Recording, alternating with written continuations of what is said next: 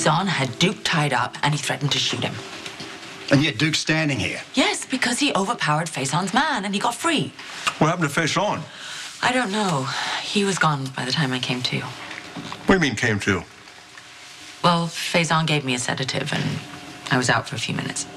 You know, Duke and Faison may not be the same person, but they're obviously working together. No, he would never be associated with Faison, ever. Robert, I thought you and I settled our differences. Why can't you accept the fact that I have not done anything? We ran into a Dr. Albrecht at the clinic who admitted that Faison was a patient. So? That doesn't connect him to Duke? We showed her a photograph of Lavery. And what did she say? Swore up and down she didn't know him. Well, why are you wasting our time? Can you just leave, please, both of you? You don't know a Dr. Albrecht, do you, Lavery? No, I don't believe that I do. That's interesting. Isn't that interesting? Yeah. It's interesting because right after we had gone, after swearing she'd never seen you before, she made a phone call. To you. You two are just clutching at straws to support this absurd theory. Well, if it's so absurd, why are you so flustered? Well, in case you hadn't noticed, you interrupted a very important evening. I can see you went all out here. Really cool. Just hot. Oh, Anna doesn't want you, Scorpio. You lost. She wants me. So please, be a gentleman and take yourself and your ridiculous friend and get out of here. Could you tell me, about this supposed phone call between Dr. Albrecht and Duke? Oh, Anna, please, you can't possibly be taking this seriously. I just want to clear things up. No, you've given them proof. You've given them an eyewitness account. There's no way I could be anything to do with this Faison, but still they persist that I'm something to do with an obsessed arch-criminal who's altered his face to fool you. Well, you're right about that bit, about the arch-criminal bit. And now they're trying to fabricate some association between me and somebody that I haven't even met. Oh, by the way, this is Obrecht's phone. We confiscated it. What do you say we redial the last number called?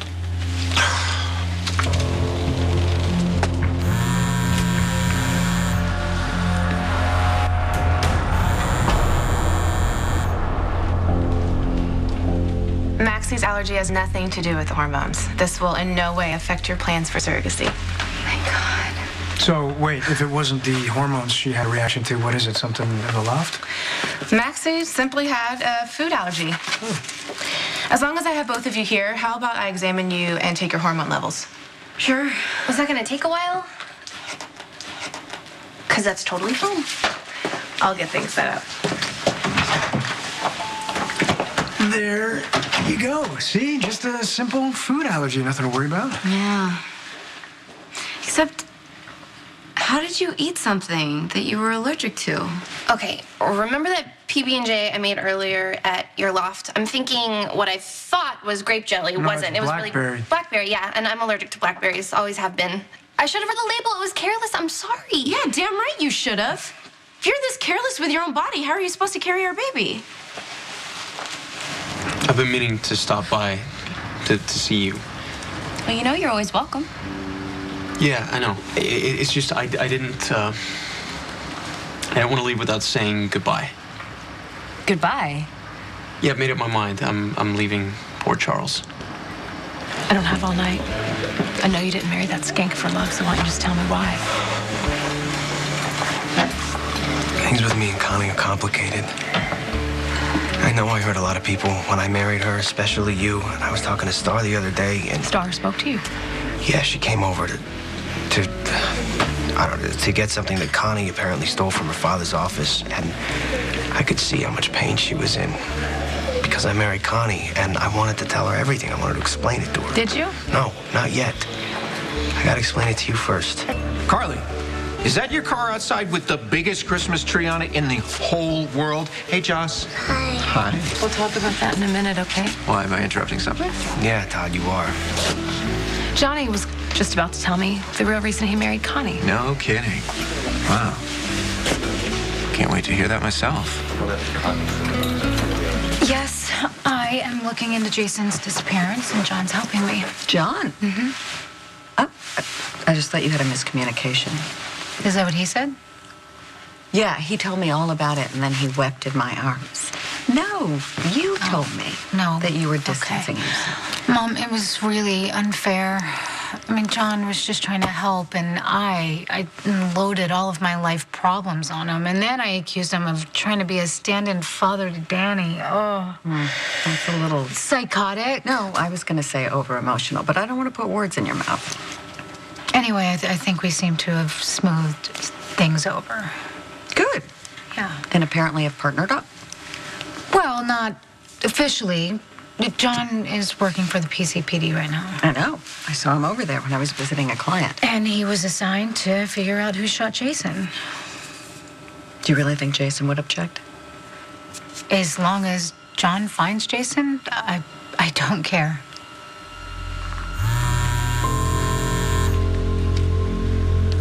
Yeah.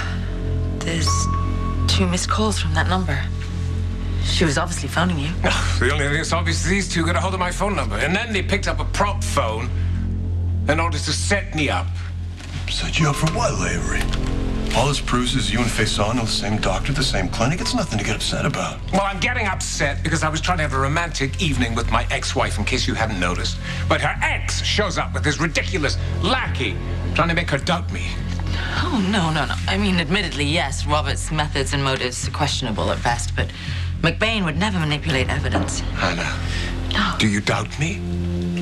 Are you getting a little hot under the collar, Lavery? I don't know about him, but it must be 1,000 degrees in here. Yeah. What is it with the heat? Yeah, I turned the heat up. Why? Oh, it's lackey's instinct. What are you talking about?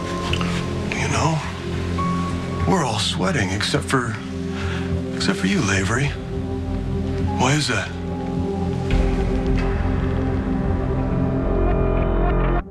You're actually asking me why I'm not sweating? I spent 20 years in a Turkish prison. You get very used to the heat. Only your face is dry. Yeah, but why wouldn't it be? I mean, your face isn't sweating because it's not your face. What are you talking about? We've already established that... Your No. Faison doesn't need to be surgically altered to look like Lavery. Sorry about that, Duke. Got that part of it all wrong. Faison's a master of covert ops. You have access to state-of-the-art resources, everything To make himself a perfect likeness of Duke Lavery. You're leaving? Look, after we last spoke, I sent my reel out to some producers. I mean, most of it was mob princess footage, but Really? don't worry, there's nothing too embarrassing. Turns out some of my best work was just capturing you on camera. Anyway, it landed me a PA gig on the new David Vickers film. David Vickers? With the Have a Seat guy? Aren't all his movies flops? Look, you gotta start somewhere, right? Besides, I don't know, maybe with my production assistance, I can help make his next film not be a big flop. Well, if anyone can. So when are you leaving? Right after the new year. That soon? Look, I wasn't even sure if I should take the gig. I guess I was hoping that somehow we could find our way back to each other. I was hoping that too. I'm gonna miss you so much. Not if you come with me. Let me guess. You married Connie, but it wasn't your fault because, as always, you're innocent. Did I get that right? Not at all.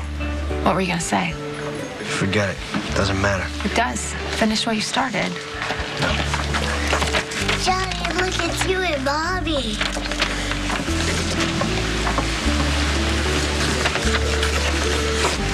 Josh, thank you. I'm gonna treasure this. Hey, baby. Come on. Let's go. Get that hot chocolate, okay? Did we not discuss how detrimental it would be if you were to suddenly confess your sins? Do you really want to go down for killing my granddaughter, for killing my daughter's boyfriend? You and Connie need to have another strategy meeting because this threat's getting a little tired. Really? Yeah. The thought of rotting in prison for the rest of your life for murder, that's getting tired. Getting sick of this, pal. You made this mess. You made this mess. You killed those kids. You covered it up. You married Connie. You made this situation, Johnny. There's nothing you can do about it now.